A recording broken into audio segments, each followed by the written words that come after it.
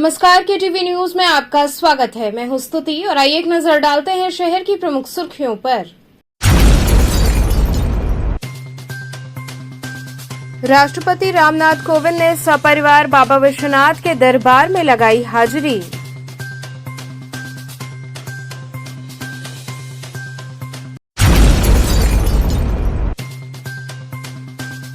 मुख्यमंत्री योगी आदित्यनाथ के जन्मदिवस पर हिंदू युवा वाहिनी द्वारा आयोजित हुए विविध कार्यक्रम।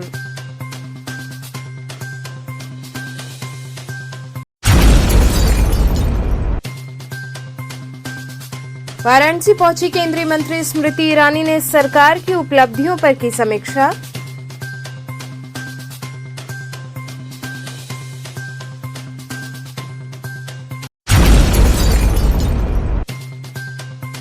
और विश्वनाथ मंदिर प्रांगण में हनुमान चालीसा पाठ करने पहुंचे अखिल भारतीय ज्ञानवापी मुक्ति महापरिषद के सदस्यों को पुलिस ने रोका। और अब खबरें विस्तार से।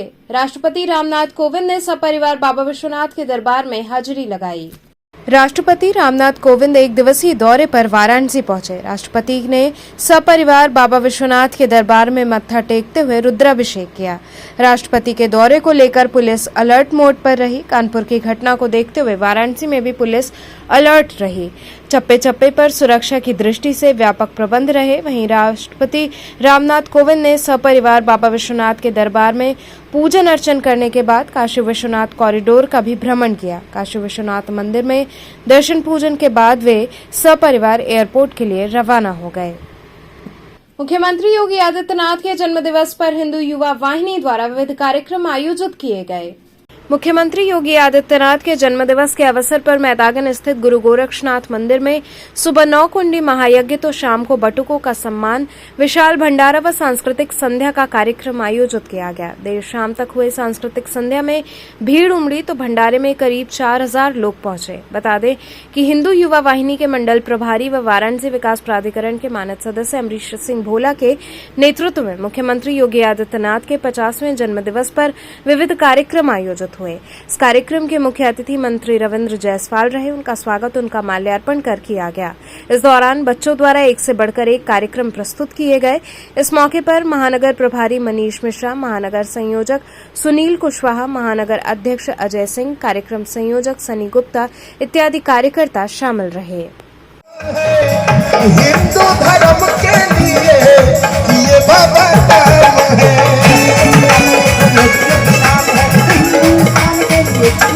हाँ, सबके जुबान पर योगी, योगी सिर्फ नाम है। हिंदू धर्म के लिए ये बाबा नाम है। शाम सवेरे नाम रटूंगा, मैं बन गया हूँ योगी। शाम सवेरे नाम रटूंगा, मैं बन गया हूँ योगी। फ्रेंड्स, मुझे आवाज गोरक्षनाथ की। हम लोग नहीं, ये लोग बोलेंगे। ठीक बोले? बोलना है आप सभी को। ये दिल बोले, दिल बोले, ये दिल बोले, ये दिल बोले, ये दिल बोले योगी, ये दिल बोले योगी।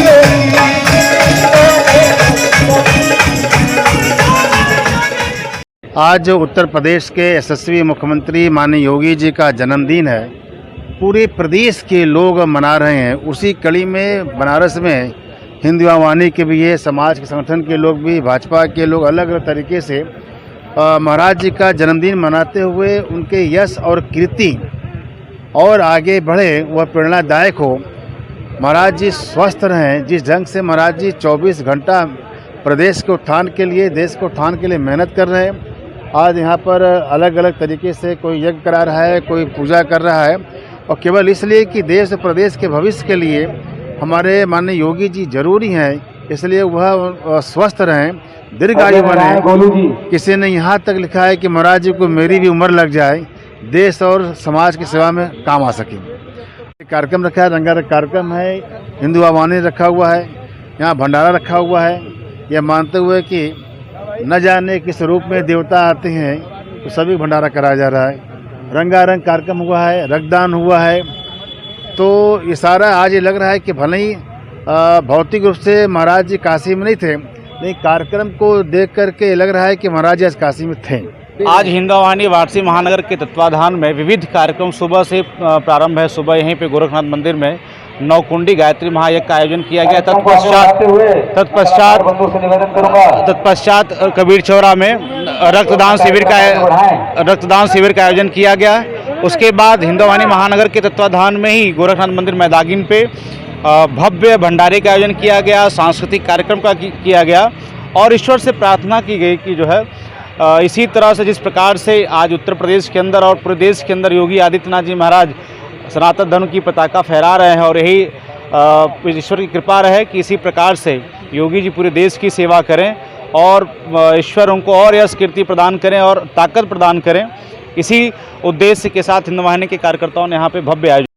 वाराणसी पहुंची केंद्रीय मंत्री स्मृति ईरानी ने सरकार की उपलब्धियों की समीक्षा संग लोगों के साथ संवाद किया। केंद्रीय मंत्री एवं बाल विकास मंत्री स्मृति ईरानी अपने मंत्रालय की 8 साल की उपलब्धियों की समीक्षा के लिए वाराणसी में जोनल बैठक में भाग लेने पहुंची। बैठक में उत्तर प्रदेश, उत्तराखंड, दिल्ली, जम्मू कश्मीर और लद्दाख के मंत्री के साथ विभागीय अधिकारी शामिल हुए। वहीं आयोजन के दौरान विभिन्न योजनाओं के लाभार्थियों के साथ उन्होंने संवाद भी किया। इसके पूर्व केंद्रीय मंत्री स्मृति ईरानी सुबह लाल बहादुर शास्त्री अंतर्राष्ट्रीय एयरपोर्ट बाबतपुर पहुंची, जहां पार्टी पदाधिकारियों ने उनका स्वागत किया। इसके बाद वे कार से सीधे पंडित दीनदयाल हस्तकला संकुल के लिए रवाना हो गईं। विश्वनाथ मंदिर प्रांगण में हनुमान चालीसा पाठ करने पहुंचे अखिल भारतीय ज्ञानवापी मुक्ति महापरिषद के सदस्यों को पुलिस ने रोका। अखिल भारतीय ज्ञानवापी मुक्ति महापरिषद के तत्वाधान में सोमवार को श्री काशी विश्वनाथ मंदिर के प्रांगण में स्थित हनुमान जी का दर्शन पूजन व सामूहिक श्री हनुमान चालीसा व बजरंग बाण का पाठ आयोजित किया गया था। कार्यकर्ता हनुमान जी का दर्शन पूजन करने के बाद पाठ करने ही जा रहे थे, तभी प्रशासन ने उन्हें रोक दिया। इस बात से नाराज कार्यकर्ताओं ने इस बात की निंदा की। इसके बाद नीची बाग स्थित हनुमान मंदिर पहुंचकर वहां पर पूजन अर्चन करते हुए उन्होंने पाठ संपन्न किया।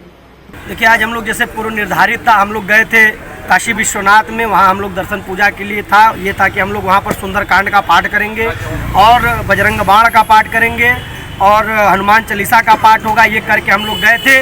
वहाँ पर चक्रपाणी त्रिपाठी द्वारा हम लोग को मौके पर रोक दिया गया। पुलिस प्रशासन थी वहाँ पर, तमाम अधिकारियों द्वारा रोक के ये कहा गया कि आप हनुमान चालीसा का पाठ अंदर नहीं कर सकते हैं। आप अगर हनुमान चालीसा का पाठ करेंगे तो आपको अंदर नहीं जाने दिया जाएगा। हम लोगों ने कहा कि पौराणिक नगरी है, काशी है, हम लोगों को भाई आस्था है हमारी, हम हनुमान चालीसा नहीं पढ़ेंगे, सुंदरकांड नहीं पढ़ेंगे और शिवतांडव नहीं पढ़ेंगे तो काशी में रहने का औचित्य ही क्या रह गया, यहाँ जन्म लेने का मूल रूप ही क्या बच गया कि यहाँ हम जन्म लें और बाबा का आराधना भी न कर पाएँ। वहाँ से हम लोग को रोका गया। हम लोग सीधे आए हैं नीची बाग पर, दक्षिण मुखी हनुमान जी के पास खड़े होके हनुमान चालीसा का पाठ किए हैं और पाठ करके सीधे यहाँ चले आए हैं। ये हम लोगों के लिए काफ़ी शर्म की बात है कि बनारस जैसी काशी नगरी पौराणिक नगरी है, हमारी धार्मिक नगरी है और तमाम लोगों की आस्था, देश विदेश से लोग यहाँ आते हैं बाबा की पूजा के लिए और हम लोग यहाँ रह के बाबा की अर्चना नहीं कर पा रहे हैं। वही शुक्रवार को गाजीपुर, बलिया, मऊ तमाम मुसलमान आ रहे हैं और वहाँ पर अपराधीकरण हो रहा है और निश्चित रूप से मैं आपके माध्यम से बता देना चाहता हूँ कि प्रशासन उनको सहयोग दे रही है। 1300 की संख्या में वो एंट्री कर रहे हैं, 1200 700 नमाज पढ़ रहे हैं, 700 ये ऑलरेडी दिखा रहे हैं, पेपर दिखा रहे हैं, आप लोग दिखा रहे हैं कि 700 की संख्या जुम्मा के दिन नमाज की। लेकिन हिंदू संगठन हम लोग 20 लोग थे, 20-25 लोग थे, 25 लोगों को इन्होंने अंदर नहीं जाने दिया और रोक दिया गया क्योंकि हम लोग हिंदू हैं, हमारा यही अपराध है। हम लोग मुगलों की औलाद नहीं है, ये हमारा अपराध है, ऐसा प्रशासन का कहना है। बेनियाबाग क्षेत्र में जल जमाव के चलते दुकानदार परेशान हुए। बेनियाबाग क्षेत्र में जल जमाव के चलते वहां के दुकानदार काफी परेशान हैं। दुकानदारों ने बताया कि लगभग 1-1.5 महीने से गंदा पानी भरा हुआ है, जिससे काफी परेशानी हो रही है। लगातार शिकायत के बावजूद भी कोई कार्रवाई नहीं हुई। उन्होंने इस बाबत नगर आयुक्त से गुहार लगाई। जी, किस तरह की समस्या है और कितनी समस्या यहाँ पे है? ये समस्या कई बार आ चुकी है। जब भी गंदगी जाता है तो सीवर बंद हो जाता है और सफाई कर्मी आते हैं, कोशिश करते हैं लेकिन कहते हैं नहीं हो पाएगा कहकर चले जाते हैं। किस तरह की समस्या यहाँ पे आ रही है? यहाँ पर कोई सीवर का उत्तम इंतजाम नहीं है। वो सरकारी सीवर है जिसमें हर गंदगी स्वतः चला जाता है। कितने दिनों से यहाँ पे है? ये लगभग 1-1.5 महीने से है और कई जगह कंप्लेन किया गया, कई लोगों से कहा गया लेकिन किसी ने भी यहाँ आकर के ढंग से अभी सफाई नहीं किया है। यहाँ की जो आप लोग सामान जो बेचते हैं, क्या सामान बेचते हैं आप? हाथ के बने हुए सामान बेचते हैं। जैसे कि सामानों में क्या क्या बेचते हैं? दौरी है, डोलची है, झाड़ू है, कूची है और सजावट के सामान हैं। भगवान की तस्वीर भी यहाँ दिखाई दे रही है। हाँ, वो हम लोग हाथों से बनाते हैं, मूर्ति भी बनाते हैं, मूर्तिकार भी हैं, मूर्ति भी बनाते हैं। ग्राहकों को भी ज़्यादा तकलीफ होती होगी। हाँ हाँ, घर से अभी बारिश हो जाएगा तो पूरा ये पानी घर के अंदर जाने लगेगा। यहाँ के जो बड़े अधिकारी, नगर निगम के अधिकारी हैं, उनसे क्या शिकायत करना चाहेंगे, क्या उनसे अपील करना चाहेंगे? अरे हम तो उनसे विनती करना चाहेंगे कि जरा सा ध्यान दे। बारिश हो जाएगा तो सबके घरों में गंदा पानी जाने लगेगा। सीवर का पानी सड़क पर बह रहा है, उल्टा आ रहा है। सीवर के मेन सीवर में जिसका पानी सबका जाना होता है वहाँ से नहीं जा रहा है तो वो रोड पर लग रहा है। क्या समस्या है और क्या क्षेत्र में, कौन सा क्षेत्र है ये? 15-20 दिन से नाली पानी गंदा है, इसीलिए थोड़ा दिक्कत होता है। पानी का समस्या अभी तक नहीं बना है। किस तरीके का पानी यहाँ बह रहा है? वो सीवर के पानी है। तो अभी तक किसी अधिकारी से आप लोग शिकायत किए कि नहीं किए? नगर निगम गया था, अभी तक आया नहीं है खबर कोई। हाँ, शिकायत किए हैं? नगर निगम। तो नगर निगम की तरफ से कोई कार्रवाई हुई कि नहीं? जी नहीं। तो कितने दिनों से समस्या है ये करीब 1 महीना से। आप लोग क्या यहाँ पे बेचती हैं दुकानों पे? डोलची डलिया है, शादी का पूजा का सामान है। क्या? पूजा का शादी का सामान वामान होता है। तो ये जो सीवर की समस्या है, इसका आपको समाधान नहीं मिला है? जी नहीं। तो यहाँ के जो नगर निगम अधिकारी हैं उनसे क्या कहना चाहेंगे? उनसे बस यही रिक्वेस्ट है कि आके यहाँ का थोड़ा सा देखभाल और पानी का रास्ता काट निकालें। यहाँ रुकेंगे एक छोटे से ब्रेक के लिए। आप बने रहिए KTV के साथ।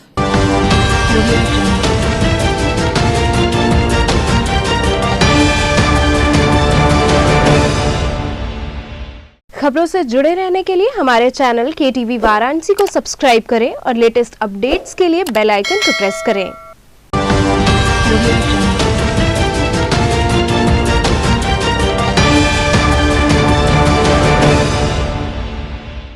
ब्रेक के बाद आपका स्वागत है। काशी करवट मंदिर के असली महंत के संदर्भ में महंत आनंद शंकर उपाध्याय पत्रकारों से रूबरू हुए।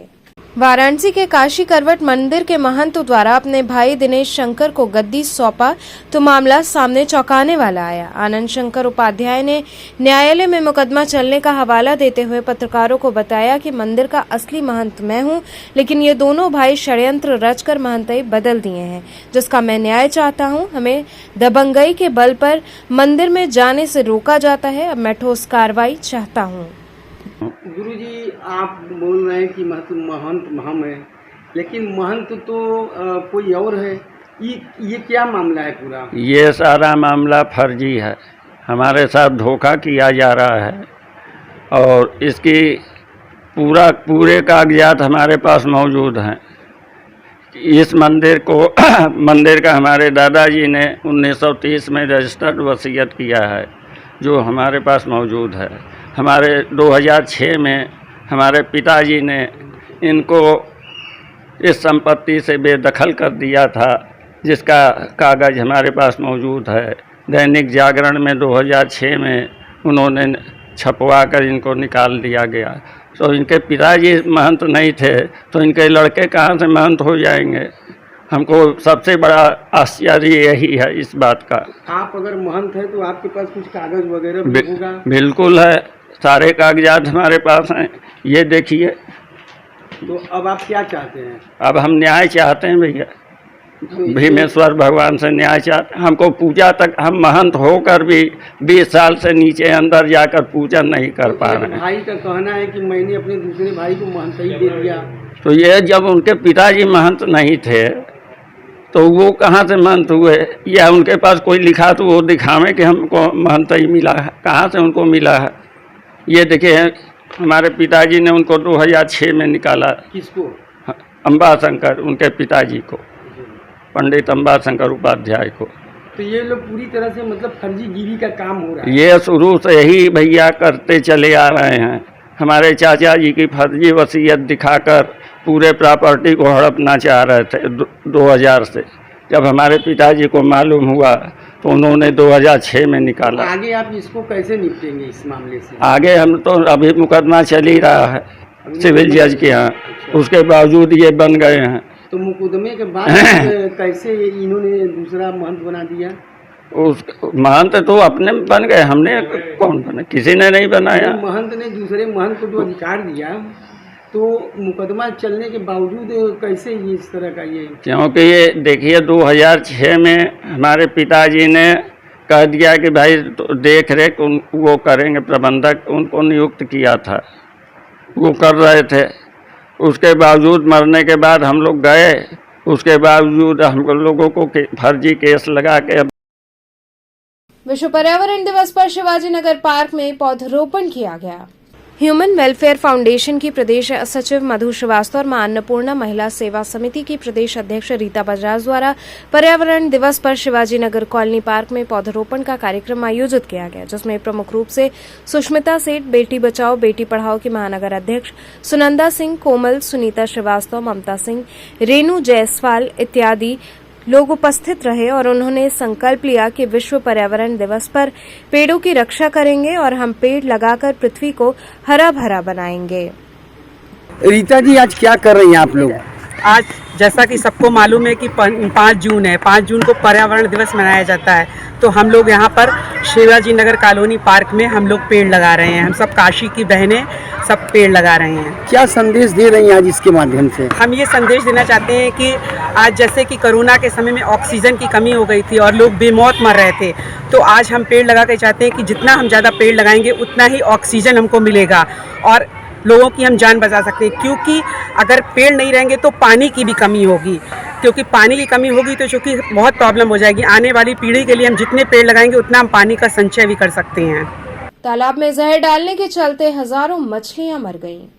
रोहनिया मूड़ादेव निवासी छेदीपाल ने मीडिया के सामने अपनी आप बीती सुनाई। उन्होंने बताया कि अपने निजी तालाब में मछली पालन किए हुए हैं। हमारे तालाब पर अनिल शर्मा, रीशु सिंह, निकेत सिंह, विजय कुमार सिंह देखे गए थे। मछली पालन को लेकर विवाद पहले से ही चल रहा था। मछली पालन किए गए तालाब पर ये लोग आए और तालाब में कुछ डाल रहे थे। तभी घर के लोगों ने देखा कि तालाब में ये लोग कुछ डाल रहे हैं। जब उन्हें रोका गया तो वे गाली गलौज देते हुए चले गए। कुछ देर बाद तालाब की सारी मछलियां तड़पने लगी और काफी मछलियां मर गईं। छेदीपाल ने आरोप लगाते हुए बताया कि इन्हीं लोगों ने तालाब में जहरीला पदार्थ डाला, जिससे मेरे तालाब की काफी मछलियां मर गई हैं। क्या हुआ ना मामला? कल सर हम लोग निमंत्रण में से 10 बजे के लगभग आए घर पे, तो देखे तालाब में मछलियाँ बहुत सारी इधर उधर भाग रही है। तो हमने फ़ोन किया भैया को, तो इन्होंने कहा ठीक मैं आता हूँ। तो वो फिर लेट आए, उसके पहले उनके घर के परिवार वाले आए और उन्होंने देख उसके फिर गया। कितने का नुकसान हुआ होगा? तकरीबन तो 10-15 कुंटल तो मछलियाँ मर गई होंगी। और रात में भी गांव वाले सब मछली पकड़ रहे थे। चारों तरफ तालाब के चारों तरफ लोग इकट्ठा हुए थे। जब आप आए तो कोई आदमी यहाँ मौजूद था? हम आए तो 2-3 गाड़ियाँ जा रही थी और उधर भी लोग खड़े हुए थे, लाट पे खड़े होकर मछली पकड़ रहे थे। आपने पहचाना कौन थे आदमी? नहीं, रात में नहीं ध्यान देता। सिगरा थाना अंतर्गत एक व्यक्ति से मारपीट का मामला सामने आया। सिगरा थाना अंतर्गत एक व्यक्ति के साथ मारपीट का मामला सामने आया। पीड़ित व्यक्ति ने बताया कि वो कब्र खोदने का कार्य करता है। कब्रिस्तान पर कुछ युवकों द्वारा नशा किया जाता है, जिसका विरोध करने पर उन युवकों ने हॉकी और डंडे से वार कर बुरी तरह से घायल कर दिया। वहीं जब व्यक्ति ने सिगरा थाने पर इसकी सूचना दी तो पुलिस उन युवकों को पकड़ने पहुंची, लेकिन युवक वहां से फरार हो गए। पीड़ित ने गुहार लगाई कि इस बाबत कार्रवाई की जाए, अन्यथा दोबारा भी उसके ऊपर हमला किया जा सकता है। राजीव जी, ये कौन सी जगह है, कौन सा कब्रिस्तान है? ये चुड़ियारा का बगीचा है। किस थाना क्षेत्र में आता है? सिगरा थाना क्षेत्र में। क्या मामला हुआ है आपके साथ? आज मारपीट क्या हुआ है? सर हम रास्ते से आते रहे अपने कब्रिस्तान पर और वो 4 लड़के हमें धर दबोच को पकड़ के मारने लगे। क्यों मारने लगे, क्या वजह थी? ये वजह थी हमारे कब्रिस्तान पे आके छतवारी पर गांजा पी रहे थे। हमने उनको मना करा और उन लोग ने अपने गुंडागर्दी से कहा कि मैं नहीं जाऊंगा, तुम क्या कर लोगे। कितने की संख्या में आपको मारा गया? जी 4 लोग की संख्या में मारा गया। किस चीज से मारा गया? ये लोहे के कड़ी था और हाथ में कहाँ चोट आई? सर पे से मारा गया था और पीठ पे भी मारा गया था, मगर गले में भी आया है। जी, तो क्या आप थाने तक गए थे? थाना सिगरा पुलिस ने क्या कहा? थाना सिगरा पुलिस ने कहा कि आप एप्लीकेशन डालिए, हम हमारे साथ चलिए, उनका कार्रवाई करेंगे। कार्रवाई करें और उनको पकड़ने की भी कोशिश की। सब एप्लीकेशन देने के बाद जी आपने एप्लीकेशन दिया था? उसके बाद क्या हुआ? थाना इंचार्ज हमारे साथ पुलिस टूडे पेंडम गए थे। जाने के बाद उन दोनों को पकड़ने की कोशिश किया मगर भाग ले गए। अभी तक कोई गिरफ्तारी नहीं है। कितनी की संख्या में थे लोग? 4 लोग की संख्या। क्या सबको जानते थे? मोहल्ले के थे? क्या क्या नाम था? सबका नाम था समीर, इम्मो, साजिद, इकराम। अच्छा, तो क्या अब लगता है कि प्रशासन के इस कार्य से आप क्या संतुष्ट हैं? जी हम संतुष्ट हैं, मगर उन लोग को जल्द से जल्द पकड़ा जाए, यही हमारा अनुमान है। हिंदू जनजागृति समिति द्वारा प्रेस वार्ता आयोजित हुई। हिंदू जनजागृति समिति की ओर से आयोजित पत्रकार वार्ता के दौरान बताया गया कि हिंदू राष्ट्र स्थापना के कार्य को गति देने के लिए इस वर्ष 12 से 18 जून तक श्री रामनाथ देवस्थान गोवा में 10वें अखिल भारतीय हिंदू राष्ट्र अधिवेशन का आयोजन किया गया है। इसमें उत्तर प्रदेश से हिंदू संगठनों के 100 से अधिक प्रतिनिधि आमंत्रित किए गए हैं। जी आज कॉन्फ्रेंस क्यों बुलाया? आज की ये जो प्रेस कॉन्फ्रेंस है ये पूरे भारत भर के पत्रकारों को, सभी मीडिया को ये बताने के लिए है कि 12 से 18 जून इस कालावधि में गोवा में फोंडा स्थित जगह पर जो रामनाथी देवस्थान है उस देवस्थान के सभागार में 12 से 18 जून के कालावधि में दशम यानी 10वां अखिल भारतीय हिंदू राष्ट्र अधिवेशन का आयोजन किया जा रहा है। इस अधिवेशन में पूरे भारत के 26 राज्यों के, इसके साथ साथ America, Fiji, Nepal, Bangladesh, England इत्यादि देशों से वहाँ पर बड़ी संख्या में प्रतिनिधि उपस्थित रहने वाले हैं। लगभग 350 से अधिक हिंदुत्वनिष्ठ संगठनों के 1000 से अधिक प्रतिनिधियों को वहाँ पर निमंत्रण दिया गया है। उत्तर प्रदेश से 36 संगठनों के लगभग 100 से अधिक संगठनों को इसमें आमंत्रित किया गया है। इस अधिवेशन का उद्देश्य यही है कि भारत को हिंदू राष्ट्र बनाने के लिए किस प्रकार से व्यवस्था बनाई जा सकती है। इसके कुछ मुख्य अंश ये भी है कि इस अधिवेशन में भारत हिंदू राष्ट्र में आदर्श राज्य व्यवस्था, आदर्श राज्य व्यवहार किस प्रकार से होना चाहिए, इसके बारे में एक चर्चा वहाँ पर होगी। इस अधिवेशन में 3 दिन हिंदू राष्ट्र संसद चलेगी और इस संसद के मुख्य विषय हैं मंदिरों का उचित प्रबंधन, हिंदू राष्ट्र के लिए, हिंदू राष्ट्र स्थापना के लिए संसदीय और संवैधानिक जो मार्ग है, और हिंदू शैक्षणिक पद्धतियों का अवलंबन किस प्रकार से किया जाए। तो इन 3 विषयों पर संसद भी होगी।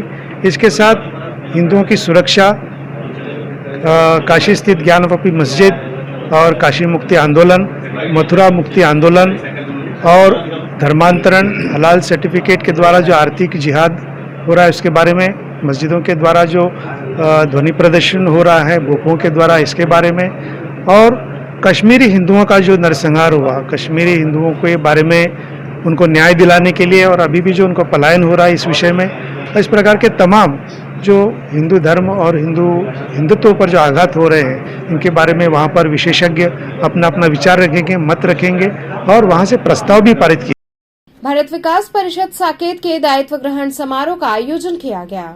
रविंद्रपुरी स्थित एक होटल में भारत विकास परिषद साकेत द्वारा दायित्व ग्रहण समारोह का आयोजन किया गया। कार्यक्रम में मुख्य अतिथि डॉक्टर सुखदेव त्रिपाठी द्वारा दीप प्रज्वलित कर कार्यक्रम की शुरुआत की गई। अपने संबोधन में उन्होंने संयुक्त परिवार एवं उसकी आवश्यकता पर जोर दिया। कार्यक्रम में 4 सदस्यों को दायित्व सौंपा गया और 10 नए सदस्यों को भारत विकास परिषद साकेत की शपथ दिलाई गई। कार्यक्रम में भारत विकास परिषद के सदस्य उपस्थित रहे। तो चलते चलते पुनः एक नजर डालते हैं शहर की प्रमुख सुर्खियों पर। राष्ट्रपति रामनाथ कोविंद ने सपरिवार बाबा विश्वनाथ के दरबार में लगाई हाजिरी।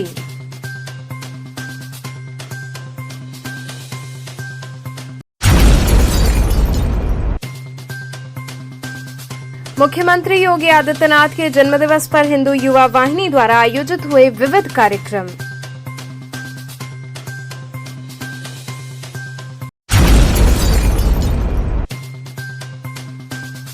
वाराणसी पहुंची केंद्रीय मंत्री स्मृति ईरानी ने सरकार की उपलब्धियों पर की समीक्षा।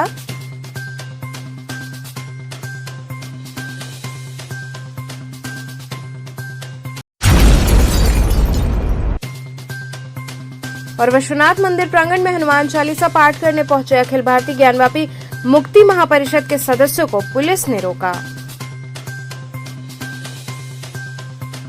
तो ये थे आज के समाचार। कल फिर होगी मुलाकात, तब तक के लिए नमस्कार।